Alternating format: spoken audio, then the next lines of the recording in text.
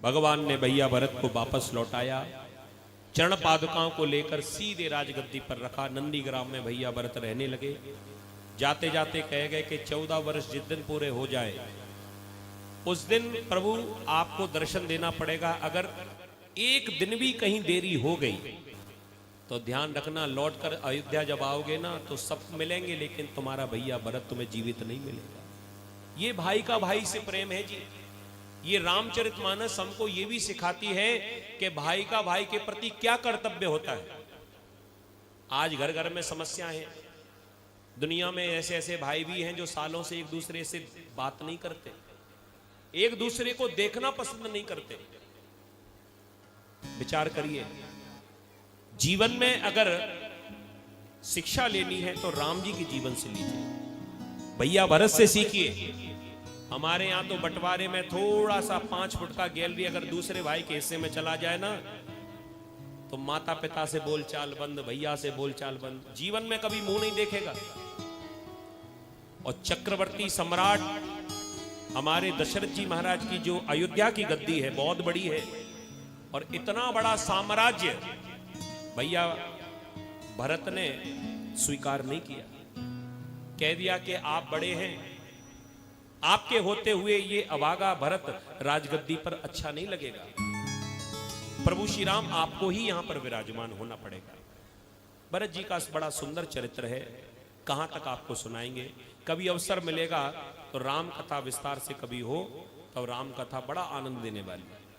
राजा रामचंद्र भगवान की। इसके बाद प्रभु श्री राम 12 वर्षों तक चित्रकूट पर रहे। इसके बाद आगे बढ़े, पंचवटी पर पहुंचे। सूपन आ गई राम जी से विवाह करने के लिए। लक्ष्मण जी ने नाक कान काट दिए। मां ने चुनौती दे दी रावण को। खरदूषण आ गए राम जी से युद्ध करने के लिए। राम जी मुस्कुरा गए बस, और ऐसा मुस्कुराए कि सारे जितने राक्षस थे वो आपस में लड़ना भिड़ना शुरू करने लगे। सब आपस में लड़ भिड़ कर समाप्त हो गए।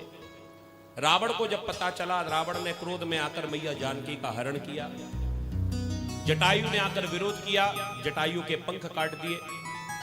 इसके बाद राम जी वन वन भटकते हुए अपनी पत्नी जानकी को ढूंढने लगे।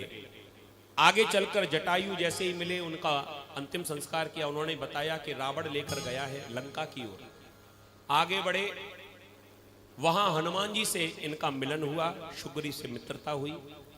बाली का उद्धार भगवान ने किया। हनुमान जी महाराज लंका में पहुंचे, मैया जानकी की खबर लेकर वापस आए। समुद्र का सेतु बनाया गया। राम रावण युद्ध हुआ। सारे राक्षसों को भगवान ने मारकर उद्धार किया। इसके बाद रावण सामने आया, कुंभकर्ण सामने आया। भगवान ने कुंभकर्ण का भी उद्धार किया। विभीषण को लात मार दी थी रावण ने। आज विभीषण राम जी की शरण में आया तो राम जी को जाकर भेद बता दिया। ऐसे नहीं मरेगा ये, इसके नाभि में अमृत कुंड है, जब तक वो सूखेगा नहीं तब तक ये मरने वाला नहीं है। अगर अपने भाई को त्याग नहीं करता तो रावण मरता नहीं जीवन में। तो अपने भाई से कभी द्वेष नहीं करना चाहिए। पर माताओं से मैं निवेदन करना चाहता हूं, आपको बुरा ना लगे,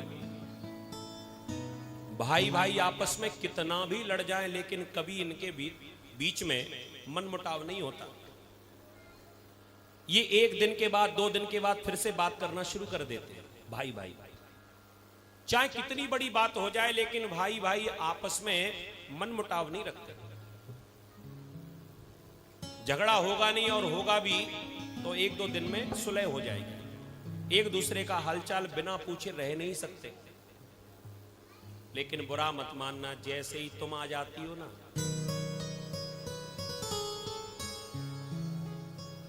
अन्यथा भाव ना लें।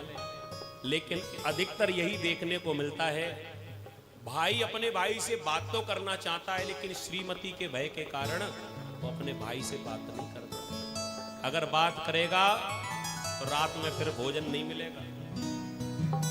इसलिए मैं निवेदन करना चाहता हूं दुनिया की प्रत्येक माता बहन से कि आप कुछ भी करना, लेकिन कभी भी भाई भाई के बीच में दीवार बनकर खड़ी मत होना।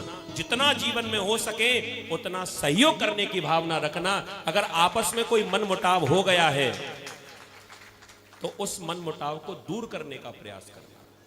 अगर आप ऐसी जिम्मेदारी निभाएंगी तो समझ लीजिए कि एक भाई से भाई को मिलाने का बहुत बड़ा पुण्य होता है, और भाई को भाई से अलग कर दिया इससे बड़ा पाप भी नहीं है। चाहे कितनी भागवत सुनना, चाहे कितने यज्ञ करना, तुम्हें ये यज्ञ और ये भागवत का दर्शन करना और श्रवण करना, इसका कोई आपको फल मिलने वाला नहीं है। क्यों? क्योंकि आपने बचपन से दो भाई आपस में जो खेल कूद कर बड़े हुए हैं, आपके कारण वो अब आप एक दूसरे को देखना भी पसंद नहीं करते। इस प्रकार रावण का उद्धार भगवान ने किया। विभीषण को लंका का राज्य देते हुए आज प्रभु श्री राम सीधे पुष्पक विमान में बैठे। 14 वर्ष पूरे हो गए और भगवान आज सीधे अयोध्या में पहुंचे। अयोध्या में जाकर आज बड़ी खुशियां मनाई जाने लगी और आज हमारे राम राजा बन गए। बोले राजा रामचंद्र भगवान की। इस प्रकार राम जी की कथा सूक्ष्म में सुखदेव जी महाराज ने सुनाई। राम जी का चरित्र बड़ा ही सुंदर है।